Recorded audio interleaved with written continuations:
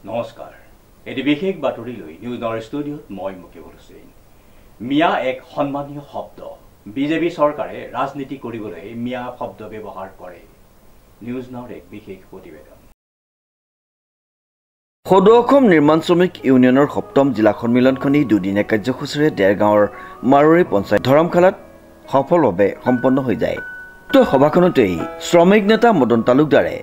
এক গুৰুত্বপূৰ্ণ মন্তব্য প্ৰকাশ কৰে তেখেতে কয় যে মিয়া এক সন্মানীয় শব্দ বিজেপি চৰকাৰে ৰাজনীতি কৰিবলৈহে মিয়া শব্দ ব্যৱহাৰ কৰে উচ্ছেদ বুলি শব্দটোকে আমি বেয়া পাওঁ উচ্ছেদ শব্দটো এটা অপমানজনক কথা যিসকল উচ্ছেদ কৰিছে তেওঁলোক ভাৰতীয় নাগৰিক আৰু এই মাটিও ভাৰতীয় মাটি হয় কি নহয় বাৰু গতিকে উচ্ছেদ শব্দটো আহিব নালাগে যিহেতুকে আমি সকলো ভাৰতীয় নাগৰিক আমি বিবেচনা কৰা দৰকাৰ যে কিয় সেই জেগাত ৰাইজে বহিব লগা হৈছে সেইকাৰণে CPM পাৰ্টীয়ে দাবী কৰি আছে যে ভাৰতবৰ্ষৰ বা অসমৰ যি মাটি এইটো আমাৰ ছাৰ্ভে হোৱা দৰকাৰ তেতিয়াহ'লে গম পোৱা যাব যে এই মানুহবিলাক কিয় আহিছে তাতে এই কথাটো ঠিক সামগ্ৰিকভাৱে যে চৰকাৰী মাটি এটাত যিকোনো ব্যক্তিয়ে যদি এই ধৰণে দখল কৰে তেতিয়াহ'লে তাক প্ৰয়োজন হ'লে উচ্ছেদ কৰিব লাগিব পাৰে কিন্তু আজি যদিহে এটা গণতান্ত্ৰিক দেশ হয় বা আমি কল্যাণকামী ৰাষ্ট্ৰ হয় তেতিয়াহ'লে উচ্ছেদ কৰাৰ আগে সেই মানুহখিনিৰ কাৰণে এটা উপযুক্ত স্থাপনো থাকিব লাগে কিন্তু তাকেতো আমি দেখা নাই আমি কৈ আছে প্ৰচাৰ কৰি আছে যে মানুহবিলাকক চৰকাৰী মাটি ভূমি দখল কৰিছে আমিও জানো আমিও ভাল পাওঁ যে চৰকাৰী ভূমি মানে এৰি দিব লাগে কাৰণ এইবিলাক আমাৰ নতুন প্ৰজন্মৰ প্ৰয়োজন আমাক লাগিব এইবিলাক কিন্তু সেই বুলি মানুহবিলাক আমাৰ কি প্ৰয়োজন নহয় নেকি মানুহবিলাকতো প্ৰয়োজন মানুহবিলাকে ইয়াতে থাকি আজি অসমৰ উৎপাদন কৰিছে অসমৰ অৰ্থনীতিক তাত মানে অৰিহণা যোগাইছে আমি সকলো ভাৰতীয় নাগৰিক যদি কোনোবা সন্দেহজনক বা কোনোবা যদি বিদেশী আছে স্বাভাৱিকভাৱে কেৱল আমাৰ কাৰণে সকলোৰ কাৰণে ক্ষতিকাৰক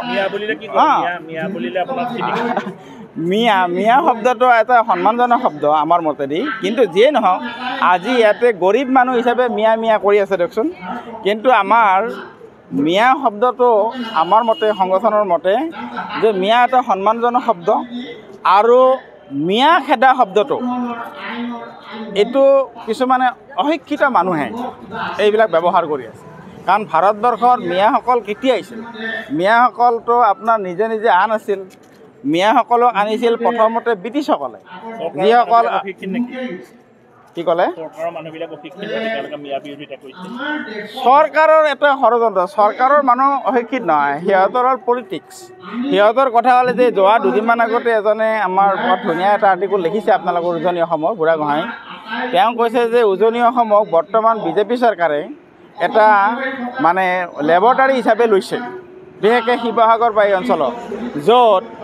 RSSে তাৰমানে হিন্দু মুছলমান এই ধৰণৰ এটা কাজিয়া লগাৰ মাজেদি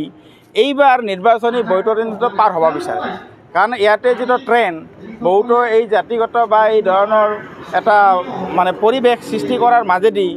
আমাৰ পুনৰ জয় হোৱাৰ এটা আশা তেওঁলোকে লৈছে গতিকে তেওঁলোকে মিয়া বা অন্যান্য কথা বাৰ্তাবিলাক আচলতে ইয়াতে তেওঁলোকে এটা ৰাজনৈতিক কাৰণে চৰকাৰে স্বাভাৱিকভাৱে এইবিলাক কথা জানিয়ে কৰিছে কিন্তু কিছুমান সাধাৰণ মানুহ যিবিলাক আমি ভাবি থাকোঁ যে সঁচাকৈ মিয়া কিন্তু এই মিয়াবিলাকতো আপোনাৰ ব্ৰিটিছসকলে আনিছে চহৰ অঞ্চলবিলাকত আপোনাৰ 1900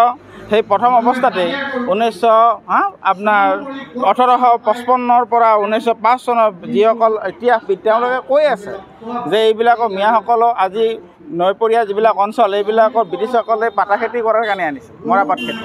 গতিকে পৰৱৰ্তী সময়ত তেওঁলোকৰ বংশ হীৰেণ গোহাঁই ছাৰে ইমান সুন্দৰকৈ কৈছে হীৰেণ গোহাঁই ছাৰে আমাৰ অসমীয়া ৰাইজৰ কাৰণে ইমান সুন্দৰ কথা তেওঁলোকে কৈ আছে সিদিনা সাংবাদমেল প্ৰায় 1 ঘণ্টা ধৰি ইমান সুন্দৰকৈ কথাবিলাক কৈছে এইবিলাকৰ পৰা যদি শিক্ষা নলওঁ তেতিয়াহ'লে